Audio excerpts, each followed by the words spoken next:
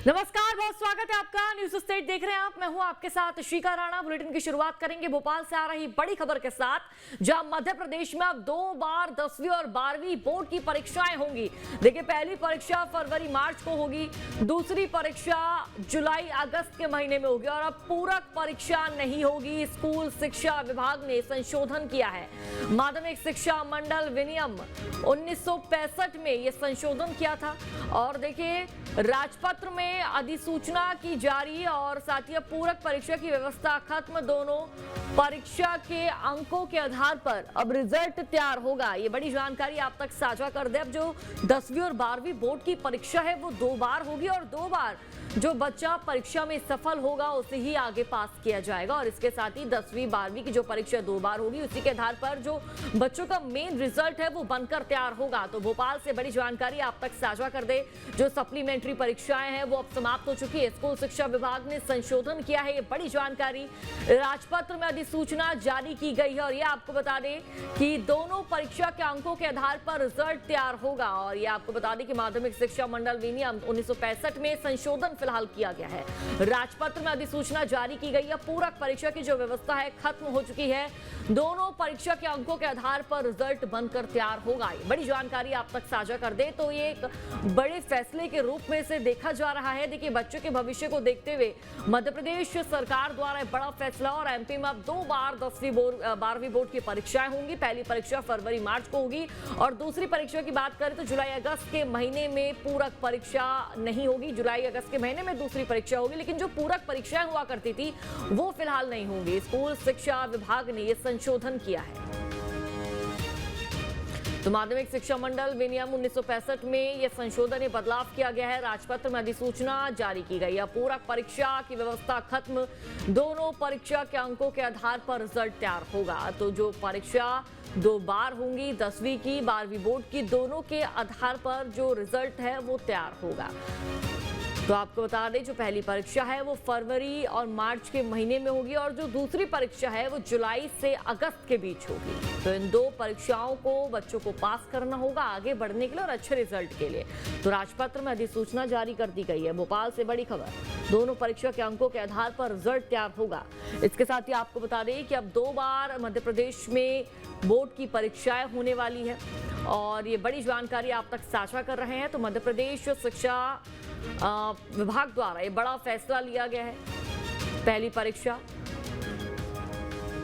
फरवरी से मार्च के माह में होगी और जो दूसरी परीक्षा है वो जुलाई से अगस्त के बीच होगी। और साथ ही आपको बता दें, जो पूरक परीक्षाएं हैं वो अब नहीं होगी। तो स्कूल शिक्षा विभाग ने संशोधन किया है और साथ ही राजपत्र में अधिसूचना जारी कर दी गई है। जो पूरक परीक्षा की व्यवस्था है उसको समाप्त कर दिया गया है और दोनों परीक्षा के अंकों के आधार पर जो रिजल्ट है वो तैयार होगा। और ज्यादा जानकारी साझा करेंगे संवाददाता संदीप भमरकर हमारे साथ जुड़ चुके हैं। संदीप, अब एक बड़ा फैसला लिया गया है। जो बोर्ड की परीक्षाएं हैं वो जो 10वीं 12वीं बोर्ड की परीक्षा है वो 2 बार होगी 1 साल में। बिल्कुल बड़ा बदलाव है और अभी तक 10वीं और 12वीं की परीक्षाएं या कोई भी परीक्षा हो साल में एक बार ही हुआ करती थी, लेकिन 6 महीने में परीक्षा कराया जाना यानी एक सेमेस्टर जैसा सिस्टम लागू किया जाना। लेकिन 6 महीने में परीक्षा कराया जाना यानी एक सेमेस्टर जैसा सिस्टम लागू किया जाना, ये अपने आप में एक बड़ा बदलाव है।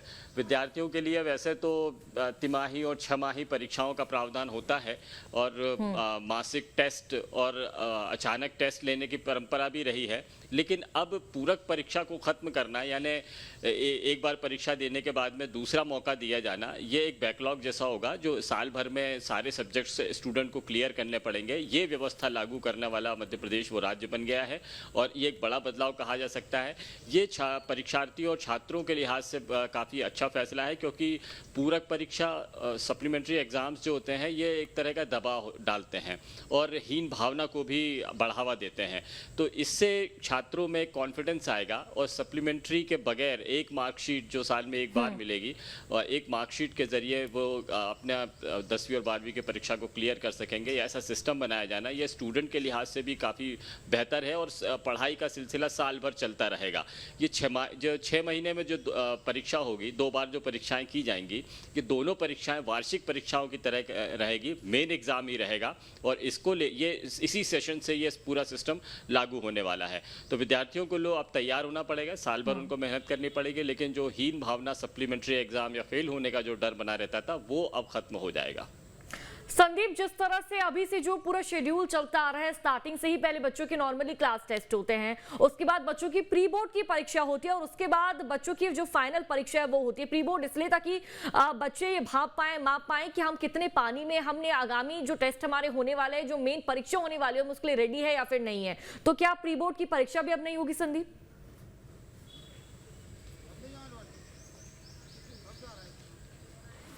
देखिए, अभी ये तय नहीं किया गया है, प्री बोर्ड परीक्षा को हटाने का फैसला अभी नहीं लिया गया है। इसका मायने यही है कि ये परीक्षा यथावत चलती रहेगी। प्री बोर्ड परीक्षा एक तरह का आकलन होता है, जिससे रिजल्ट कोई प्रभावित नहीं होता है, लेकिन बोर्ड परीक्षाओं के लिए स्टूडेंट तैयार हो जाता है। और वैसे तो हर क्लास में क्लास टीचर अपने स्टूडेंट्स को इस बात के लिए तैयार करता है कि पेपर किस तरह का आएगा, कौन कौन से सब्जेक्ट्स पर ध्यान देना चाहिए, किस तरह के प्रश्नोत्तर रहेंगे, उत्तरों को किस तरह से लिखना है, हर क्लास टीचर या सब्जेक्ट का टीचर उसको बताता ही है।